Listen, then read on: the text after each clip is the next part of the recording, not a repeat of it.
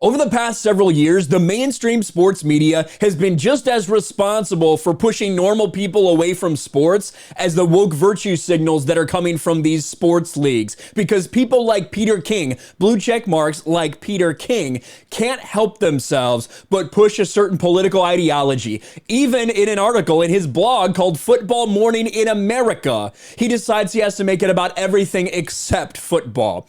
NBC Sports' Peter King uses Memorial Day to push AR-15 ban and raise gun purchasing age to 21. And again, this is on his blog titled Peter King's Football Morning in America, where the first several paragraphs aren't dedicated to football, but instead pushing his own political ideology when it comes to gun control. NBC Sports' Peter King used his Memorial Day Football Morning in America column to criticize U.S. gun laws and call for a ban on the sales of AR-15s.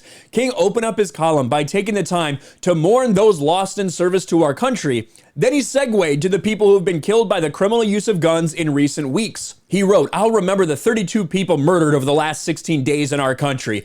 Shockingly, it's far more than just 32 people been murdered in the last 16 days. You're just specifically picking out a couple. In fact, Peter King, I think you should probably talk about all the people in Chicago. 10 people killed, 42 wounded by gunfire over Memorial Day weekend in Chicago, the most violent in 5 years. This is a city where you can't have guns at all. No exceptions. So it's strange to me that Peter King is making this all about these victims and talking about banning guns, but ignoring some of these other more obvious cases. Then King wrote, "We're the United States of guns. We care more about protecting the rights of 18-year-olds to buy semi-automatic weapons than we do about 10-year-olds being safe. It's time to strengthen and mandate together universal background checks, stop selling AR-15 type weapons to civilians, and raise the age for 21 for a person to buy guns." And this is part of a bigger problem.